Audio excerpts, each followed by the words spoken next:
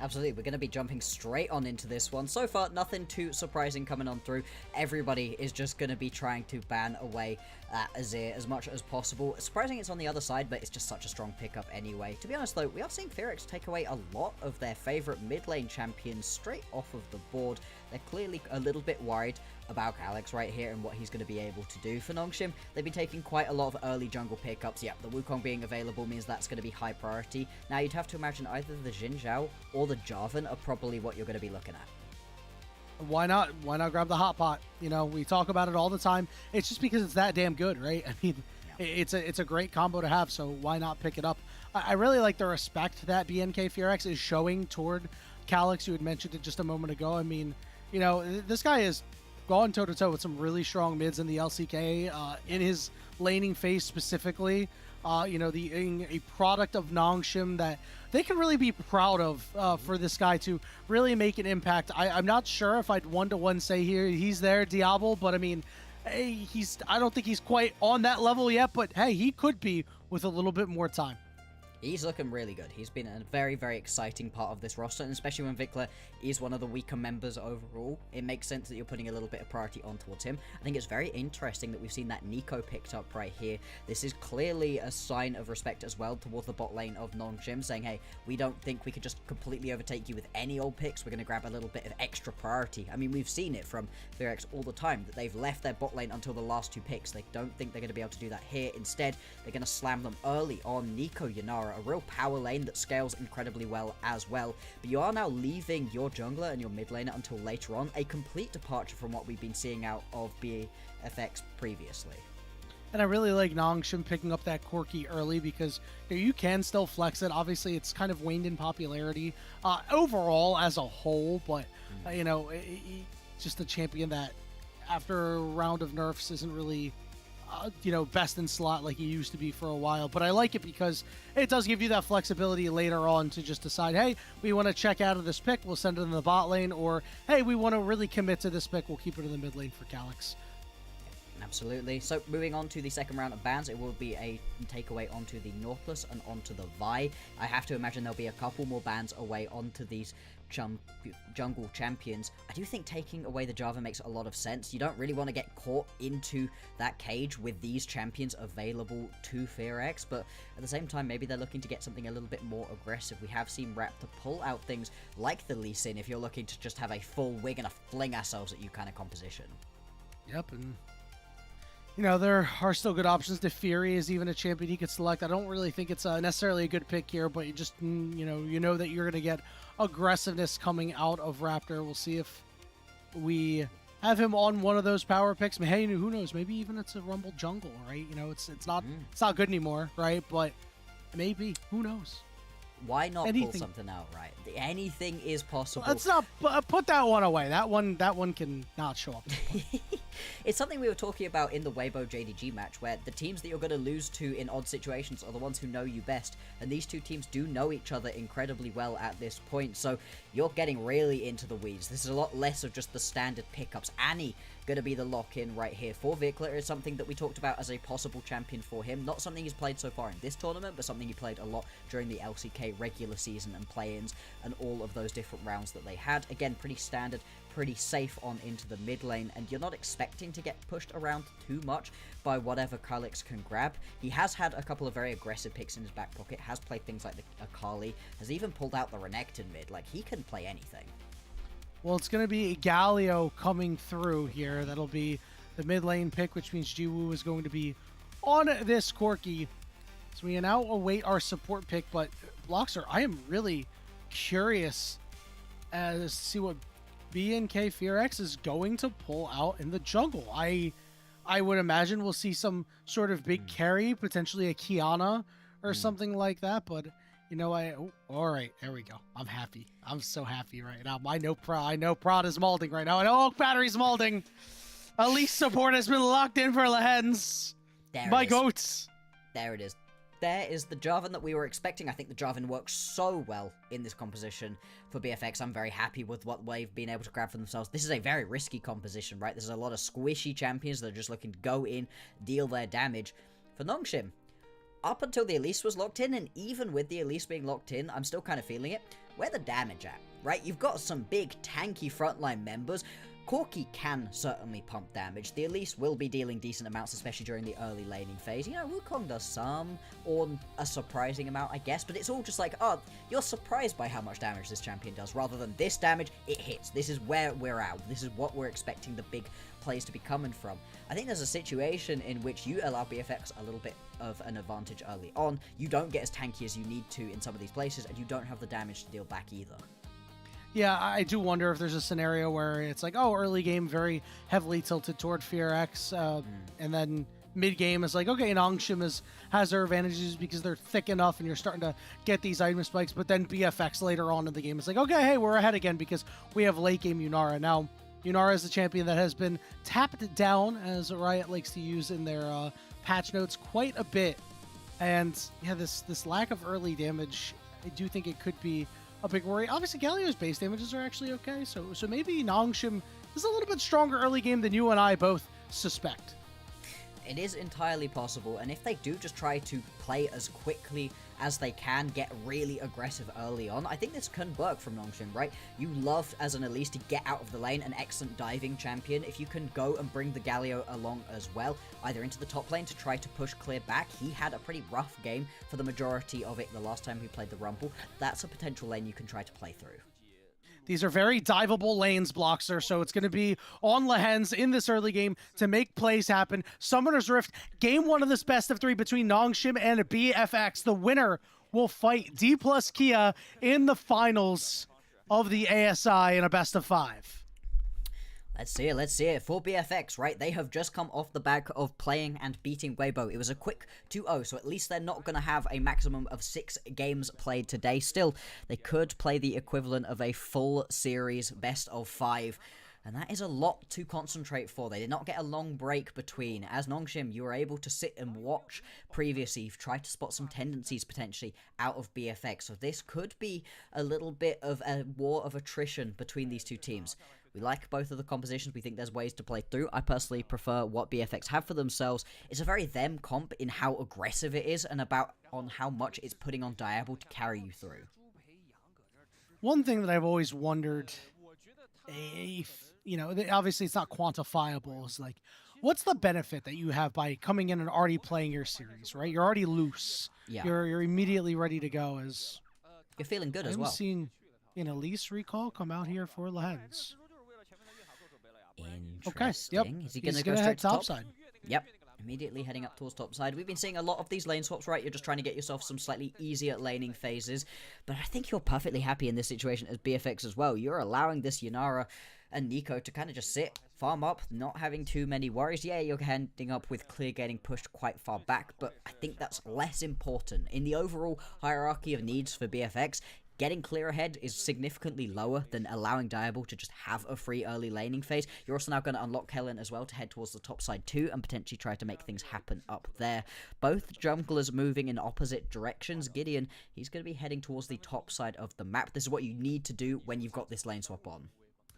Lehends just waiting for things to wear off so he can walk himself up there. He is still level 1 right now, but will eventually get up in levels just a little bit. I do like that they are going to attempt to attack Clear early on because of how much he struggled. This is a good opportunity for Clear to right the wrongs that he had in his last game on the Rumble. We'll see if he's going to be able to do so. Lehends is going to come up and immediately miss a cocoon. It looks like me out there. Just a little bit of pressure. Also took him a really long time to actually get up into that lane. Took a while just poking around, having a look. Raptor looking for a gank. Okay, we're going to see VicLa take a little bit of damage, but Kalix is going to be able to get that phase rush and walk himself out of there. And so far, all is quiet. But now we have a true 2v2 on the top side, which I think does benefit BFX a lot. Yeah, they're going to be perfectly happy with that. And then they're also happy with what's happening bot lane. Again, Diable just free farming up against this Ornn. This is going to be absolutely fine for him too. BFX, they're definitely getting the better side of this one. Cocoon does land decent damage onto Kellin. Big damage onto Kellin as he is forced to flash away. He does have the heal still available. Diable's going to get knocked up here. Big damage coming out from Kingen as his jungler is gone. Diable's jungler is gone. Kingen with the solo bolo. Yeah, so when I said that there's a surprising amount of damage that an Ornn can do, everybody Surprise! thinks champions an assassin. Yep. That's really unfortunate for Diable. He's got himself a free lane. You just have to be careful to not get yourself caught by that knock-up. Clearly, that's not what ended up happening. I have to imagine that a couple brittle procs came through as well. That can be the big damage too. To die pre-level 6 as well, that's really, really rough to see for Diable. The revenge of the Nongshim. It's their time. They want to knock off BFX real bad. At least Kingen does. It's like, yo, these guys have nothing on me. Former world champion.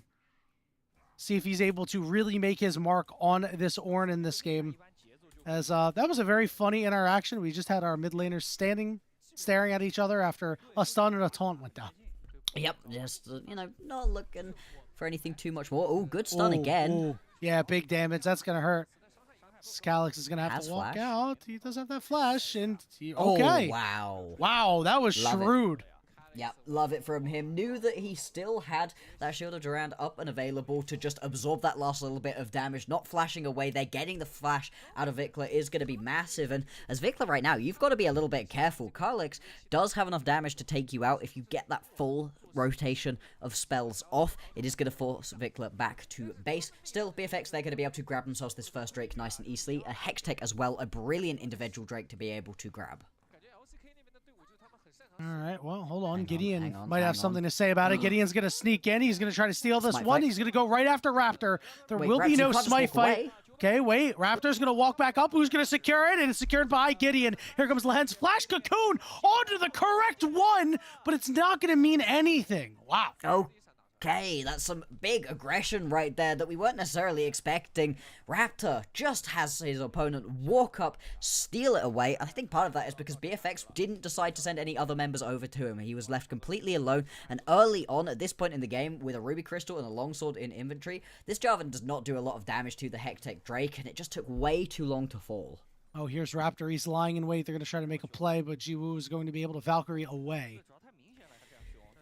Okay. Early on, this game been pretty explosive despite the fact that we've only got one kill. Small gold advantage coming through for Nongshim because of being able to grab themselves that Drake and a couple little CS leads here and there as well. But overall, things have been moving slowly and steadily. Gotta be honest, you are not too bad about this one as Nongshim. You're trying to get yourself up to that first couple of items, then you really want to press your power forwards, but up until this moment, 7 minutes into the game, they have been able to weather the storm and not get themselves caught out in any silly situations.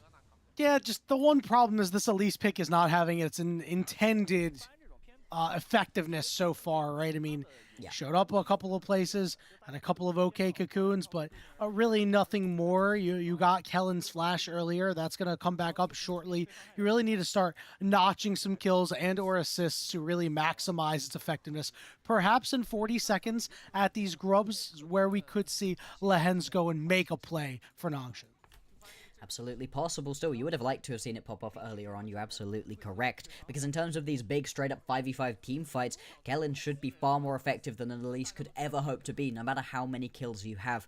Still, the big team fights are going to be very interesting back and forth. There's a lot of multi-man CC abilities for Nongshim. There's a lot of multi-man CC abilities for BFX as well. And so who has early positioning around these objectives is going to be critical. The battle over the vision is something we're going to have to track very closely.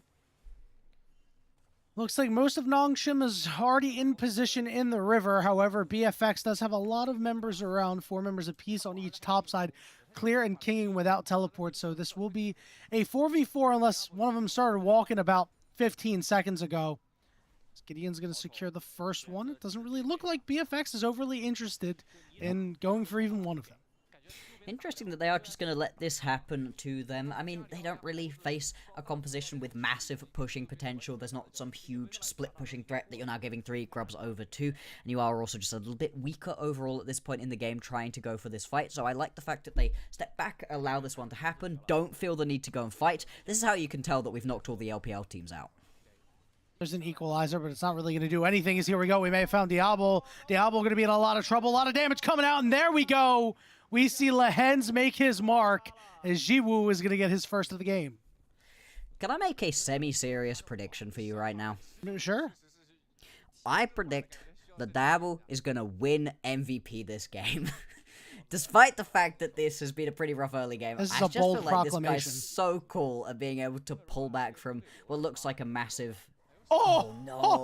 oh, it's the unstoppable on the flag and drag. Kingen plays that one beautifully. Yo, that's so nice right there. I mean, the way that King is able to just escape from that is really nice, well buffered through.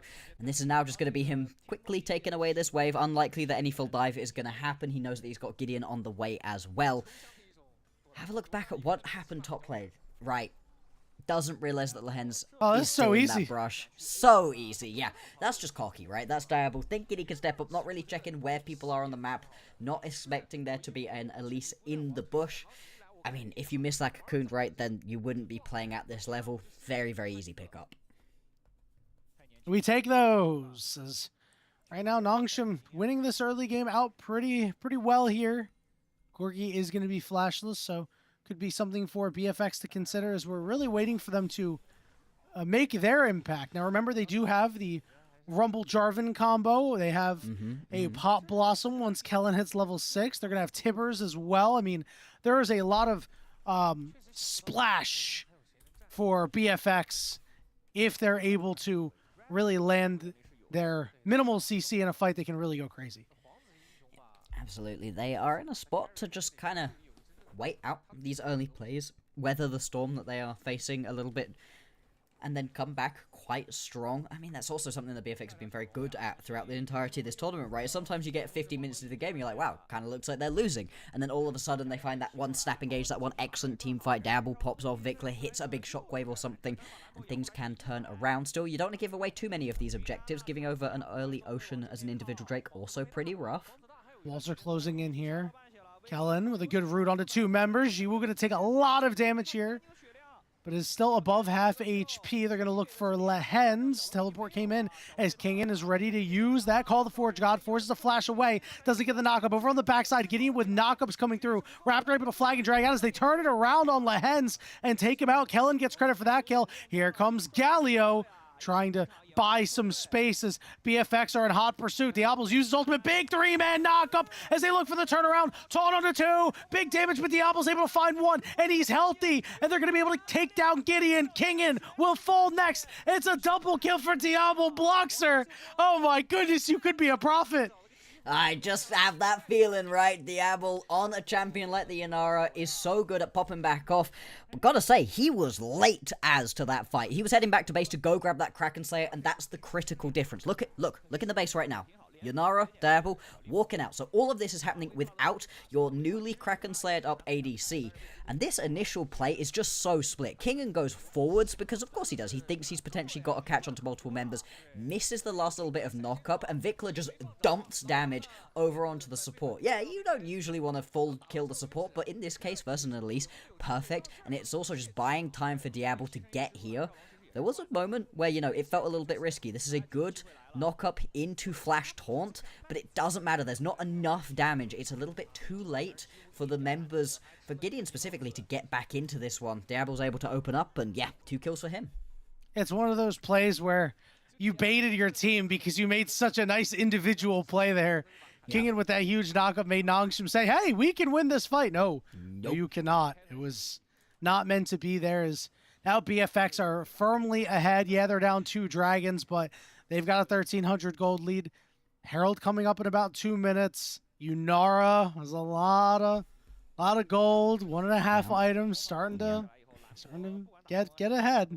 And that was also a full 1,000 gold swing as well. Diable was down by 500 in comparison to Jiwoo, so it's nice for him to be able to pull himself back into this game, as these first items pretty much coming on through. It's going to be a Kalix for Kingen, so he is clearly very worried about the matchup versus Clear and VicLa. That does mean he's going to be pretty vulnerable to Diable once we get into these big team fights once again. The next one, probably not for another minute or 2. We've got the Rift Herald spawning up in a minute 30 seconds time, and we've seen multiple times actually where the first team to these objectives gets bullied off of it quite badly.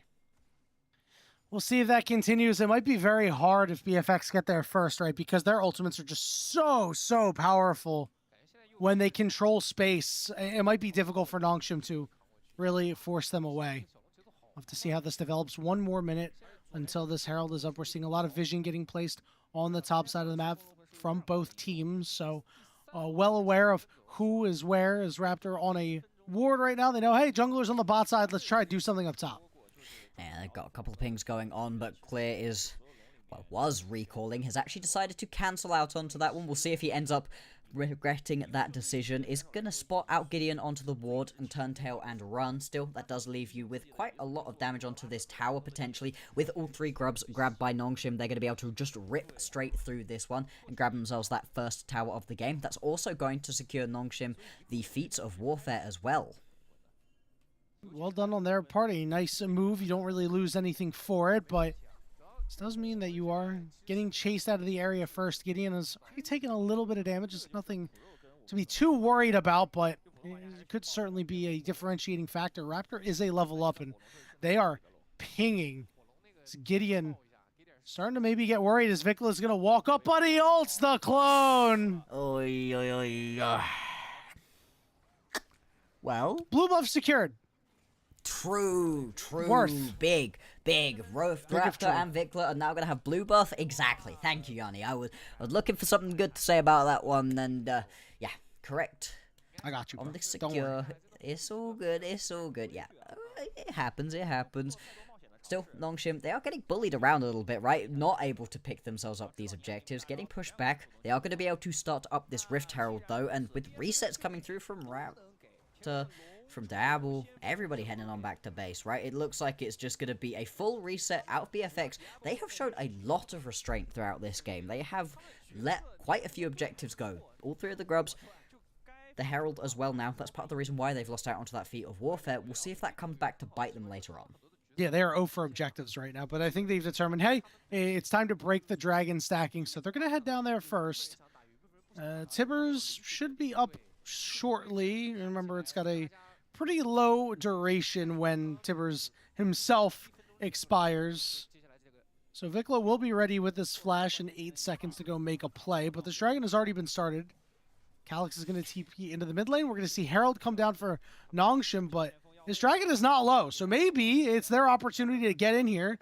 Lehends is going to hop in the robot, get this crash off. Oh, Lehends. He's going to get rooted, okay. But he's well shielded. Good damage down to having Kellin getting in there. Pop Blossom lands onto 2. There's the Cataclysm. Lehends dies, and now Diable is free hitting on multiple members. He will get knocked up, but nobody's on him yet, so he's still chasing him down. Here's Clear getting in there. He's overheated, doing a ton of damage. Diable getting very low, but he's able to dash out and survive after killing the Corki. Does Clear want anything more? It looks like he's going to play it safe. Blast Cone away, 3 for 2 in favor of BFX. And BFX get to snap engage right there really nicely. Kellin absolutely beautiful with the Pop Blossom. Flash Pop Blossom, one of those engage tools that just is so fun to watch. And it all comes off the back of what always felt like a bit of a risky engage, right? Lehends going in on the Rift Herald. It's very predictable where you're going to come back out from it. And at this point, he's already so low. Yes, he's able to dodge away from that initial bit of damage because of the repel, but Diable says absolutely not. Flashes on forwards.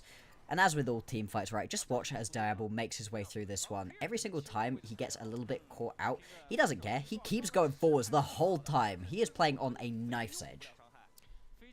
It's another nice individual play by... Oh, hang on. Wait, the bug got squashed immediately, and BFX come roaring out the gate, finding 2 more. Those both onto Kellin, and now the dragon is theirs with impunity. So, Yanni, when you were excited for the Elise support, were you expecting this kind of Elise support? I was not expecting this Elise to go hop in the Rift Herald and immediately die. Yeah, this has been unfortunate. I think part of this is because of the lane swap. Part of the reason that the Elise is so strong is because of what you can do in the 2v2 in the bot lane. Yeah. Get a ton of dives off. But you decide to lane swap out to give yourself a slightly easier Corki matchup. Fine. I can understand that, but then why have you got the Elise? It's just a little bit of an odd decision-making here, and yeah, this is going to be Gideon dying. Oh, Gideon's dead. Well. Yeah, this is falling apart for Nongshim. I mean, they were ahead, but they have lost the plot. Diable is 5-2-4. And, you know, I love your Elise point. I think you're so right. I mean, this champion is objectively at level 1 very weak, right? Because if you're not going Cocoon and you're starting your Q, you don't have any setup. Level 2 is where she gets a little bit more of her damage, right? You know, obviously you can land the Q, hop into spider form, land the venomous bite. But the longer you delay that, the higher level that your opponents get, the more health that they get, the harder it is to actually chunk them out and do enough to actually get kills. And we saw, you know, the one play happen up top, but that's it. That's the only impact that Lehends has had. Yeah, and this is really unfortunate whenever you pick up the Elise. If you don't get far enough ahead, what do you really give? This is the problem Elise jungle and Elise support run into. If you fall behind, you are very squishy. As you said, Squish the Bug becomes a pretty easy game to play for BFX, and you don't give anywhere near as much as just a general standard engaged support would. A Nautilus will always have a hook to give. Yes, you've always got a Cocoon, but is that really going to be big enough? Oh boy. Getting engaged again. on. He's not going to be able to slide out of there. He is going to die. It is Kellin getting another kill. It's this Elise dying. All right.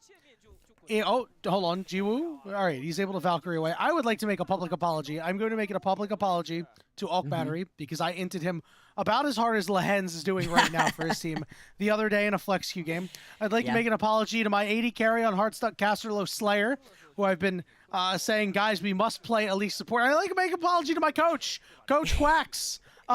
Yeah, bro, you know what? Maybe this pick is just not as good as it once was. I'm going to leave it to solo queue only. I'm never going to pick this thing in competitive. My bad, guys. I had a poor read. This is why we do not trust play-by-plays. It's alright, don't worry about it. It's still interesting, right? It spiced this game up a little bit, but it definitely has not worked out. BFX, off the back of those two mid lane catches, are going to turn around and grab themselves the Atakan as well. They are in firm control of this game, up by about 5,000 gold at this point, so fully in control. It's now going to be 2.5, very close to 3 items for Diable, but I gotta be honest, as much as I said earlier, Diable MVP when he was down 0-2, right now, Kellin MVP. He has been absolutely popping off so far on this Nico.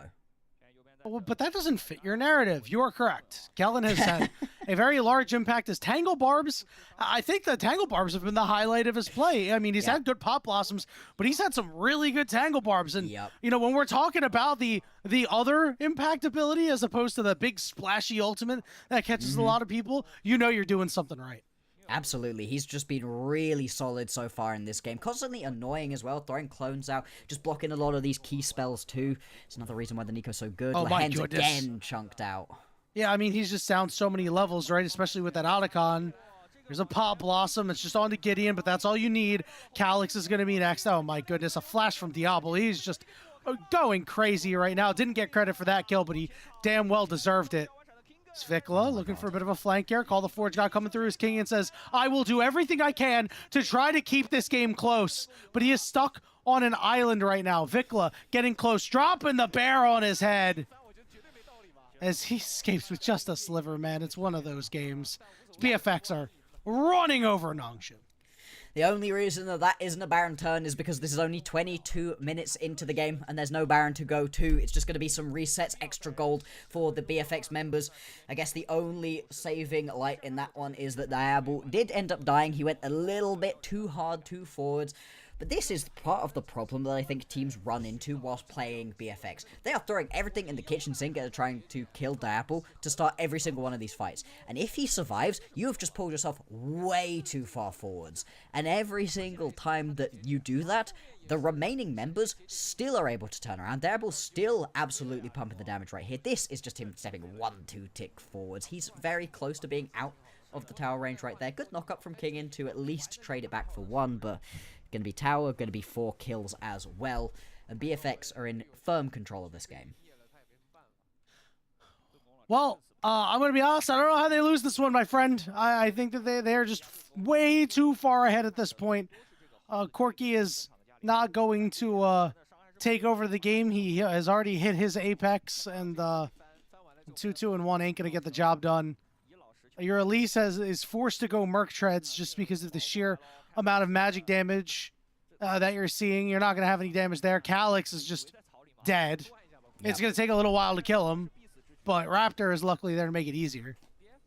And this was the other problem that I had with this Nongshim composition, was where was the damage? And we're really seeing it borne out. If everybody lands their damage onto Diable, yeah, you can be able to kill him. But they do not have enough damage to rip through every single member unless a team fight goes absolutely perfectly, and we just haven't seen that yet. It's been really, really rough to watch so far, and you've just got to find these perfect little engages out of Nongshim. Otherwise, BFX, they're just going to be able to keep running this one on through. Right now, pushing through the bottom lane is VicLa. He should get responded to by a couple of people, but the rotation's pretty slow, actually.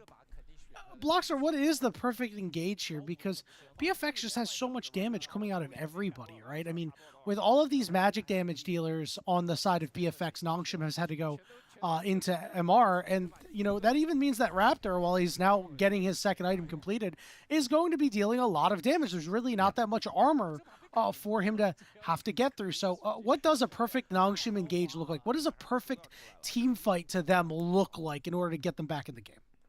Lehends, flash cocoon onto Diable, lands it, and then you need GIDEON in that brings Kalix in with the ulti, that brings Kingen's ulti over the top. It's not this. This is not the perfect engage. Even if Raptor seems caught, he's chilling. Raptor was on his own. Jiwoo was going to get targeted and dead.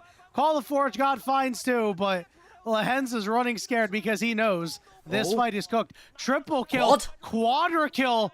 Oh, Lehends. God. Every single time, I gotta say, of all the players I've ever watched play these kind of champions, and we've watched a lot of great ADCs this year. This has been the year, I think at least the split of the ADC for me in the LPL. I've never watched a player who I'm more thinking, is he gonna get a penta every single time? Raptor, okay, he's chilling. Kellin had to use this rocket ball to get a little bit closer to make sure his AD carry and his jungler to top.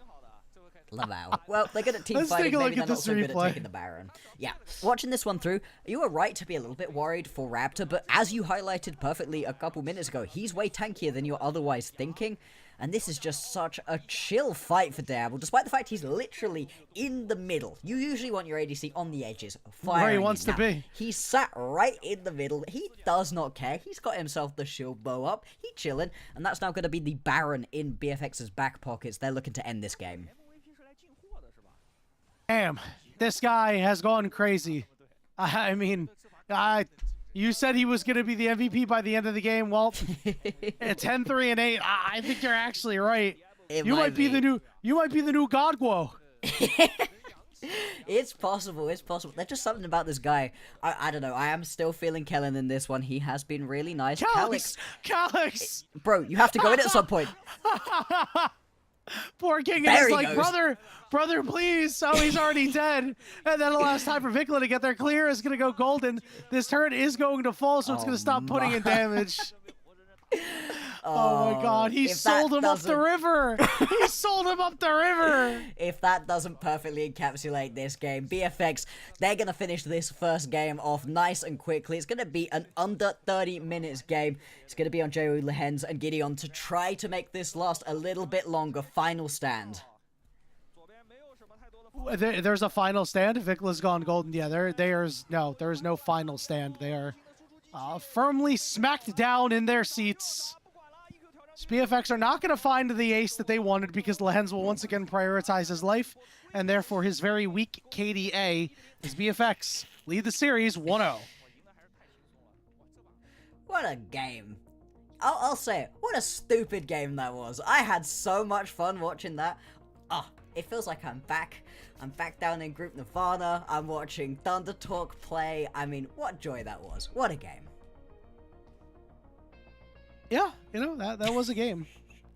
That was a game of League of Legends. I was very sad to see the Elise play go that way, but I mean, listen, whenever I get to watch Diable play, I mean, like, this guy just continues to show up and show out, right? It's just fun to watch, and I mean, his team played around him really well, but I mean, this guy just in really difficult situations where you're like, hey, the average AD carry would be like, maybe I should get out of here. He just thrives in that. He just doesn't care. Yeah. And, you know, like, the last fight, it's a good example, but you were already very far ahead, right? Mm-hmm. You don't really need to be afraid. I think of that earlier fight around the Dragon Pit where, you know, Kingen finds this big knock-up and Diable gets caught in it, and he just doesn't care. Yeah. Yeah, absolutely. I would love to go back at the end of this tournament and find some screenshots of positions Diable is in mid-team fight, because he's literally in and amongst everybody. And this is after he was sprinting it in the early game. He was getting absolutely torn to shreds over in the side lanes, constantly pushing a little bit too far forwards, being a little bit cocky. But that's what you are like when you're this kind of player, and you know the levels to which you can pop off. While we're watching these replays... that's that fight. Yeah. This is the fight that I'm talking about. So How?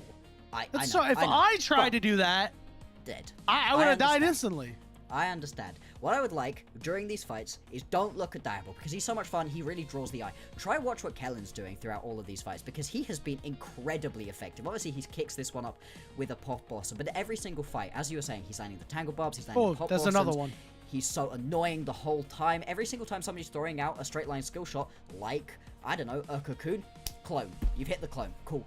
Not doing any damage. He's so frustrating to try to play against. I think he would be my pick for MVP in this game. Wow. Even after you staked your claim on the BFX 80 carry. I'm going to be happy either way. If it's someone else, I'll be sad. Yeah, this is, again, ethical MVPs. We talk about them a lot. Either one, I'm with you on that. I think Kellin, unfortunately, the shine of Diable kind of took away from Kellin in this game, but he damn well deserves it. I think you are correct in that. We'll see who they give it to. Whatever it is, I just really hope it's not unanimous, because then that means I think we messed up. Yeah, this has been a very even split of game, right? As much as we are talking about this bot lane and really highlighting them, I don't think it was badly played out of anybody. I think Clear had a much better Rumble performance in this game than he did in the previous one. He wasn't hitting any big crazy equalizers, but he was just constantly dealing the damage that he needed to. And VicLa, yeah, he had a couple iffy moments, but he was doing his job. There's only so flashy that you can be on an Annie pick. Yeah. This was everybody from BFX stepping up when they needed to and just finding a way to get a victory. Clear was actually able to play the game this time, compared to the last game where he was, 0-3-1 at one point. I mean, they just went and they killed this poor man on repeat. Luckily, this game, that was not the case. There was no, there were opportunities, sure, but Nongshim were unable to make it happen. I mean, again, that goes back to the Elise being a little weak earlier. They weren't really able to pressure that Rumble early on, especially when Kellin showed up. I mean, and that was that, right? I think that Kellin, the more and more I think about it, Kellin really would deserve an MVP this game for the sheer pressure that he put out and what he forced Nongshim to do and what he forced them not to do. I mean, to be fair, there is a reason that coming into today, the Nico was 90% banned? 70% banned. There we go. 70% banned. Letting this champion through is kind of insane, and especially letting it through in game 1, right? We usually see it as a game 3. We're kind of getting pushed to the edges. We don't know what we're going to pull out, pick up. Nice.